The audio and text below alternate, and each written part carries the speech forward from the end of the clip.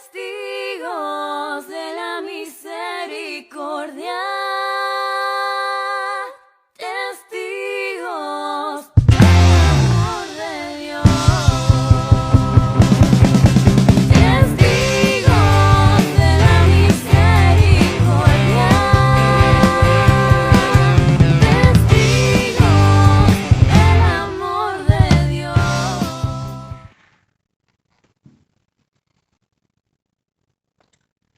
Hola, ¿cómo están? Bueno, bienvenidos nuevamente a este espacio que es el Evangelio cotidiano, reflexionando un poco la palabra de Dios en estos tiempos, ya no de cuarentena como cuando empezamos el ciclo anterior, pero sí en tiempos de pandemia, tiempos donde necesitamos la luz de Jesús, la luz que nos ilumina la esperanza, para seguir caminando juntos, como dice nuestro obispo, en la audacia del Espíritu.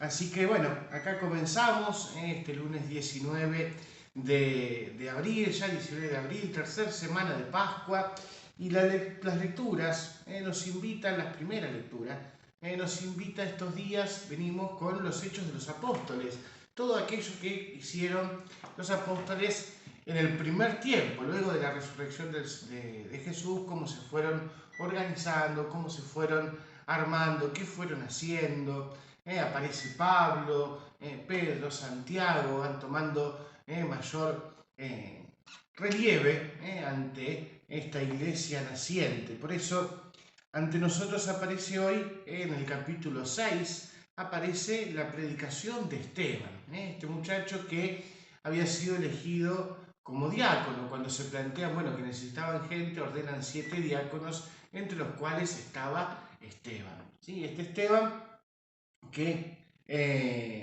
hablaba y anunciaba la palabra de Dios a todos aquellos que lo escuchaban. Y como siempre, como le pasó a Jesús, también le pasó a él, algunos le molestaba, ¿sí?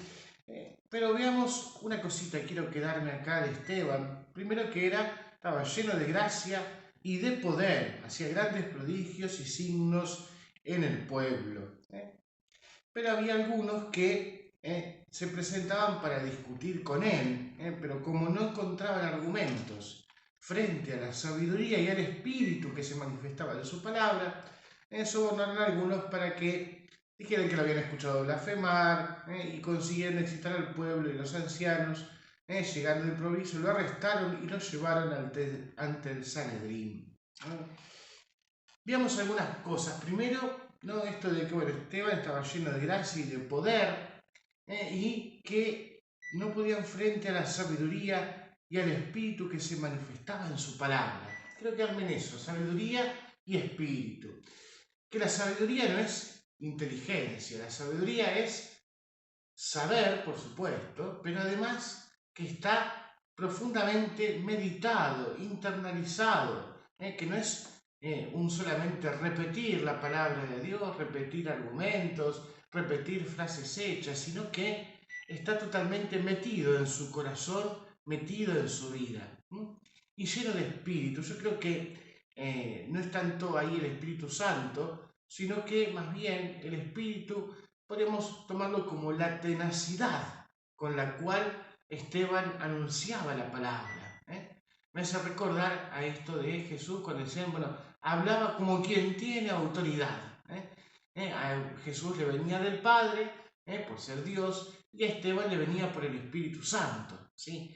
Entonces, pensemos de este muchacho que sabemos muy poco, sabemos este episodio y después su muerte, que lo veremos en estos días, que primero la sabiduría, para nosotros, cómo tenemos que meternos en la palabra de Dios, cómo tenemos que ir profundizando, que no sea solamente saber ciertos pasajes que se nos vienen a la mente, sino que se vaya convirtiendo en nuestra vida, que la palabra de Dios se convierta en nuestra vida y que nos movamos en la palabra de Dios. En ti nos movemos y existimos, dice San Pablo, ¿no? Entonces, bueno, desde ahí nosotros esa sabiduría para poder aconsejar, para poder hablar, para poder también nosotros discernir lo que tenemos que hacer, o cuando nos enfrentamos ante un problema, saber desde la palabra de Dios cómo tenemos que actuar, ¿no? Y el espíritu con firmeza, más allá de todo, más allá de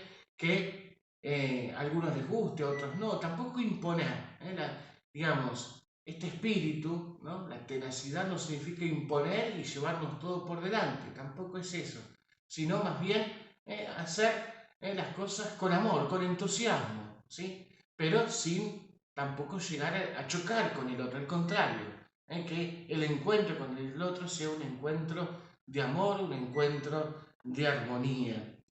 Y después quedarme con esto de, bueno, los celos, las envidias, la incomprensión, que de parte de este grupo, del Sanedrín, de este grupo que se llamaba de los libertos, que no les gustaba mucho lo que Esteban estaba anunciando, ¿sí?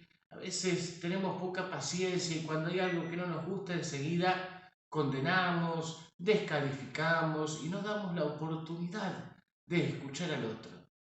No damos la oportunidad de escuchar porque nos cerramos, porque creemos que tenemos la verdad absoluta, porque creemos que nadie nos puede aportar algo nuevo. Si es distinto a lo mío, ya lo doy por cerrado, ¿no? Entonces podemos caer en esta misma actitud de descalificar de cualquier cosa, ya enseguida bajar una línea recta, directa, absoluta, y no damos la oportunidad de escuchar al otro, de saber cómo piensa, de por qué piensa de esa manera.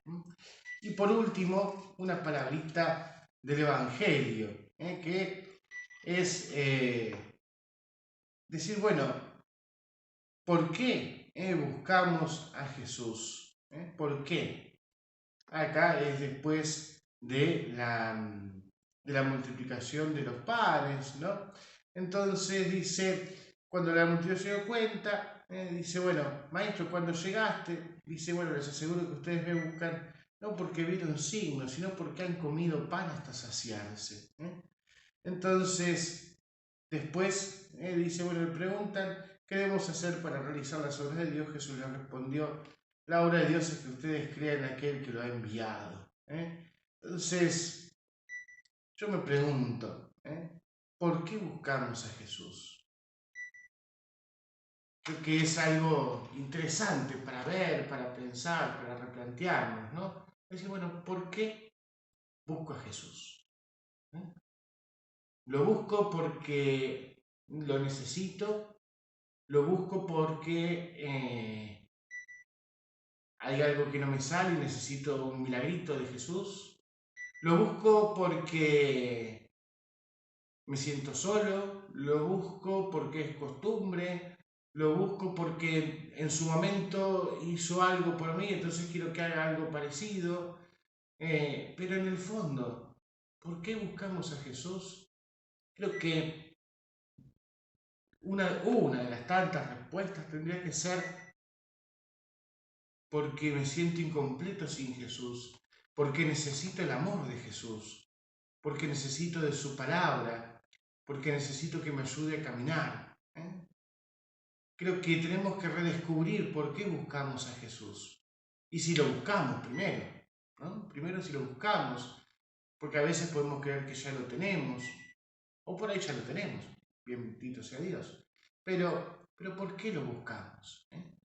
¿Cuál es lo que nos motiva en nuestra oración? ¿Qué nos motiva a salir al encuentro de la palabra? Que no sea solamente porque hemos comido pan hasta saciarnos, sino que busquemos para creer y seguir creyendo, como dice al final. La obra de Dios es que ustedes creen en aquel que le ha enviado. Entonces, buscarlo a Jesús porque necesitamos de su palabra, porque tenemos hambre de su palabra, porque tenemos sed de su vida. Que esa sea nuestra motivación primaria para acercarnos a Jesús. Bueno, que Dios te bendiga y que Nuestra Señora de la Merced te acompañe siempre. Testigos de la misericordia.